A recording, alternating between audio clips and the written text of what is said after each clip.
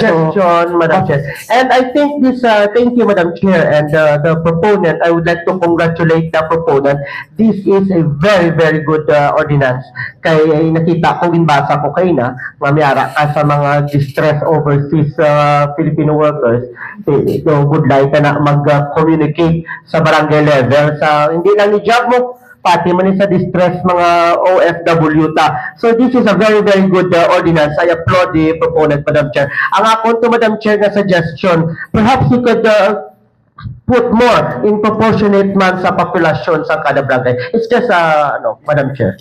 Thank you very much. Thank you, my good proponent. I congratulate you. Thank you. Thank you so much. You may consider at least one Yes. special officer. I'm amenable, Madam Chair, to consider that. But then again, I have to stress this out that the ordinance will just only complementary of the whole job descriptions of the public employment service that we have.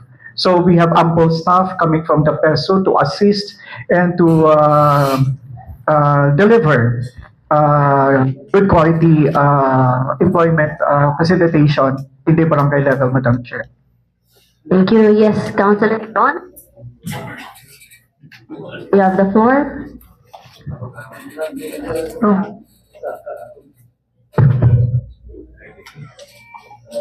Thank you, Madam Chair. Councilor Liliana mentioned that the candidate for BESO or the Barangay Employment Service Officer has to submit monthly reports on employment. You have referrals, trainings attended in other labor-related services rendered. Is that correct, Councilor Yes, Madam Chair. Saldivar? Yes, Madam Chair. But you did not provide the qualification of this Barangay Employment Service Officer, despite this the job, no? The qualification you provide is that either he must be an existing barangay official, staff, or qualified residents. Is that the only qualification to be the Barangay Employment Service Officer?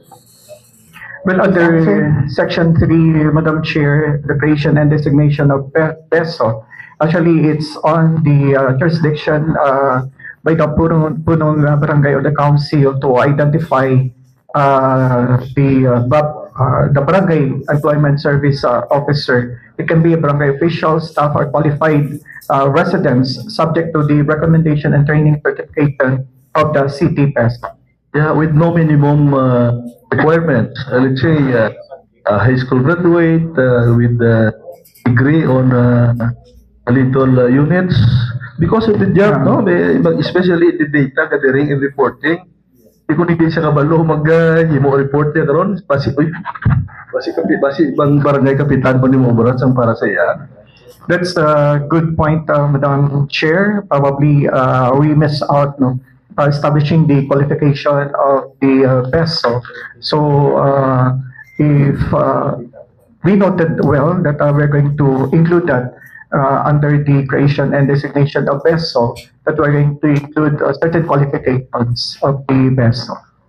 Not only that they are going to be identified by the barangay council, but establishing also their qualifications. And further, especially if there are 2 or more applicants, then you have to select the best. So, which is better, an engineering graduate, an accountant, those with units, or just a plain, what do you call that, tricycle driver? I think you need to provide minimum qualification, so that in case there are 2 or more applicants, there must be a sufficient basis in selecting. Okay, noted, Madam Chair.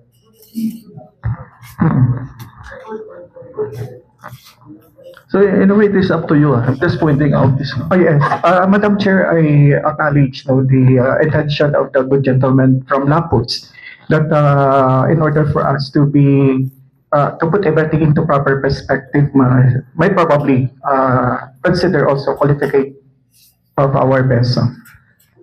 Okay, thank you. Okay, thank you.